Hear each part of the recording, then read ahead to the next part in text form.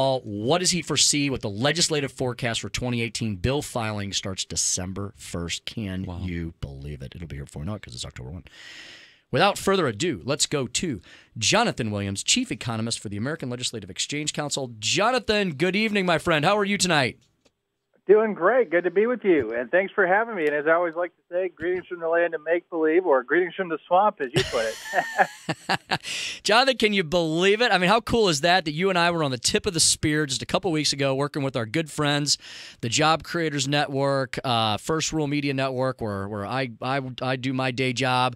Breitbart was helping us out with this tour. It was a real hands-on effort with a lot of different groups. We have over 50,000 people, Jonathan, that have signed the petition for tax cuts now.com, and over 250,000 views of some of the content we put out, including your clip, which I just pulled up, is right on the front page of ALEC.org as well. You know, and that wasn't that a shot of patriotic adrenaline, sitting out there on the steps of the swamp of the IRS building and just being able to talk about what we need is number one domestic priority is get this economy moving again. And of course, as you know, my friend, the best way to do that is to see real tax relief, real tax reform for the first time in a generation. And we are on the precipice of doing that. And if we can get everybody on the same page here in the next 60 to 90 days, it could be a reality, and it could be done for taxpayers in this tax year. Jonathan, you spend every waking minute, and you probably dream about this stuff as well, working on tax and fiscal policy for the 50 states, for the federal government. You're heavily invested in this. You're heavily educated in this, running the tax and fiscal policy task force for ALEC. And there's a lot, folks, you need to go to ALEC's website, alec.org. This is not just for legislators. It's not just for policy wonks. It's for everyday Americans who want to learn more about the hows and whys of how their government works, and more importantly, how it can work better through some of ALEC's initiatives. So, Jonathan, tell me, why is this proposal that so many of us in the grassroots world have been talking about for so long, and that the congressional Republicans have now put forth, why is this so critical for our economy? Well, point number one there, it is so critical for the economy to see tax relief and tax reform because so many people forget this is the weakest economic recovery that we have had since any time since World War II. It is incredible that we haven't seen 3 or 4% economic growth. And what is that doing?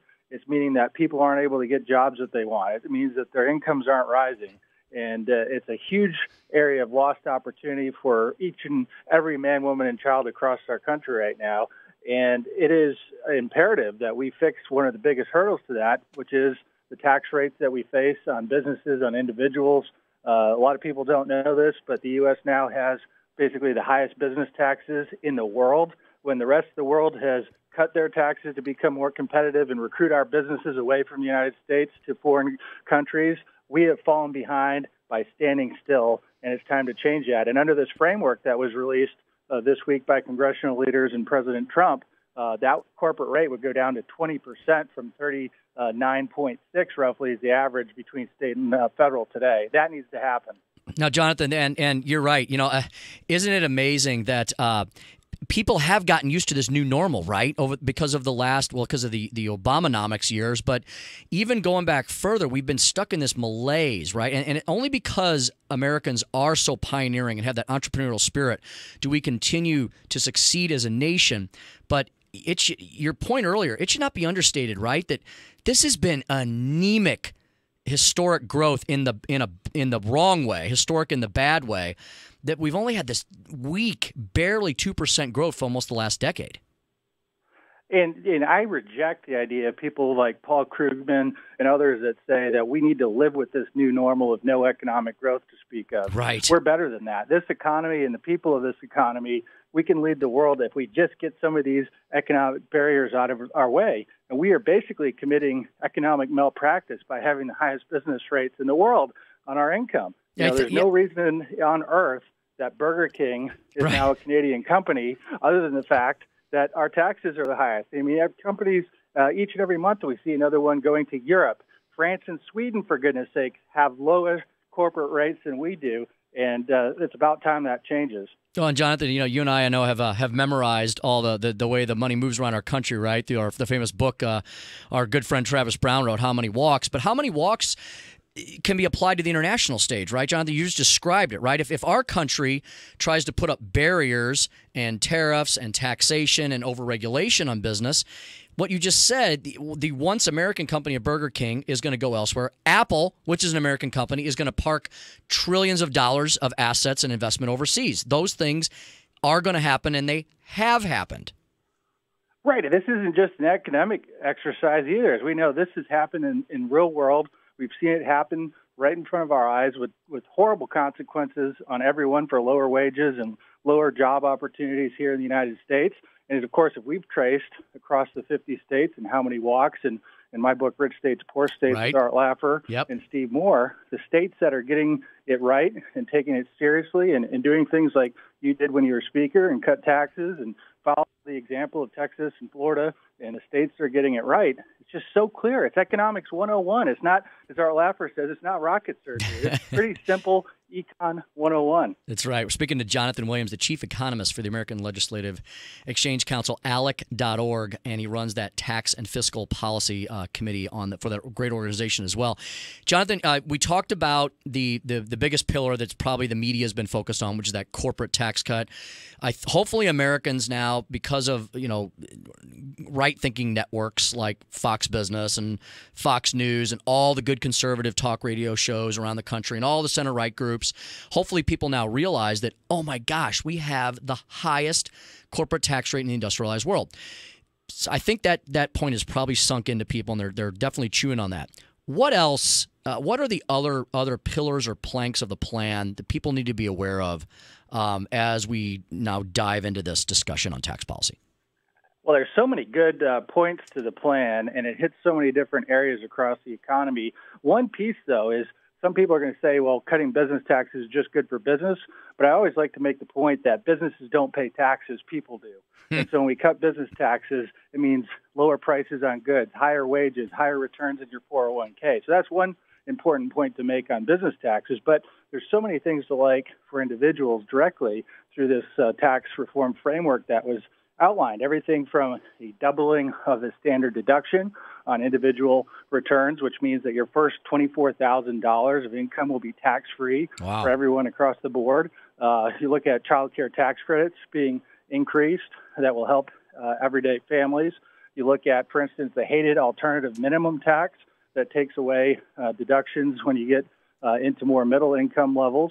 And then the really inherently unfair death tax, which has been a topic of lots of conversation, both at the federal level and state levels, where states have been getting rid of the death tax across the board. That goes away under this framework. And then, of course, the lower rates on marginal income for every taxpayer across the board. So many things to like directly that benefit individuals and families as well.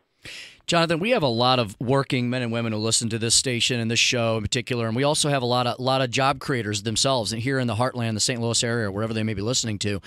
And, they've probably heard the sound bites on, our favorite left-leaning liberal news networks, and they've probably heard the soundbite they've been playing over and over again this weekend where, Chuck Schumer, he's so clever, isn't he? He comes up with all these little catchphrases, and the left loves doing this, right? They love taking a very complicated topic that you just broke down in very simple terms, and they like to just tag it with one word or two and hope that sticks. So he's called this wealth fair. He's so clever. Wealth fair. Why is Chuck Schumer absolutely wrong?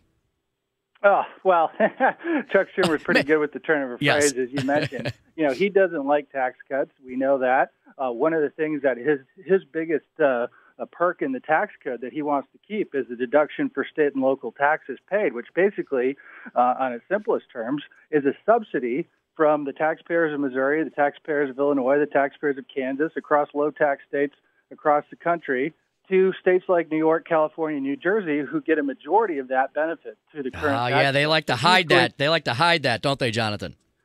They certainly do. And I find this ironic, and here's what I like to call out people like Chuck Schumer on. They have never made a tax increase they don't like, of course, in Congress, except all of a sudden now, when we have a chance to remake the federal tax code and lower rates for everyone across the board, they're trying to stick really put a stop to it because they realize their subsidy for New York's overspending and overtaxing is about ready to go away.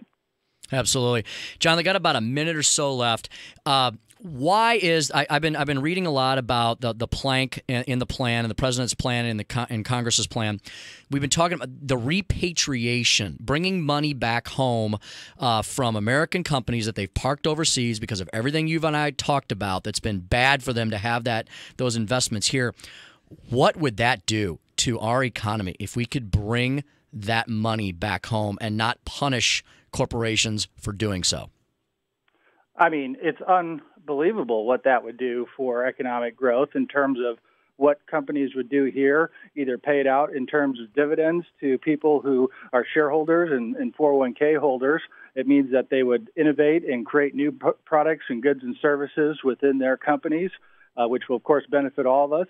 Or it means they could be paying their employees more, and we could see real wages go up, real average incomes go up, which is something that we have not seen, as you pointed out, even before Barack Obama took office for that horrible 8 years of lost growth opportunity. So $2 to $3 trillion parked overseas, almost simply for tax reasons. And it's A, very important that we bring it back now, but B, setting up that system, getting our corporate business tax under control so those dollars will not go overseas in the future. Tax cuts now means prosperity for all Americans. Jonathan Williams has laid that out very well for us. Jonathan, thank you so much for spending time with us on a Sunday evening. I know I'm going to see you soon, my friend. Take care and keep up the good work. Hey, thank you. You be safe. We'll see you soon. That was Jonathan Williams, the chief economist for the American Legislative Exchange Council. He's at alec.org. He's at Tax Economist on Twitter. Tim Jones here on the Tim Jones Show, FM News Talk 97.1. We've got Jeff Rorda, business manager for the St. Louis Police Officers Association, up next. Going to talk a little Stockley verdict and aftermath. Keep it right here, FM News Talk 97.1.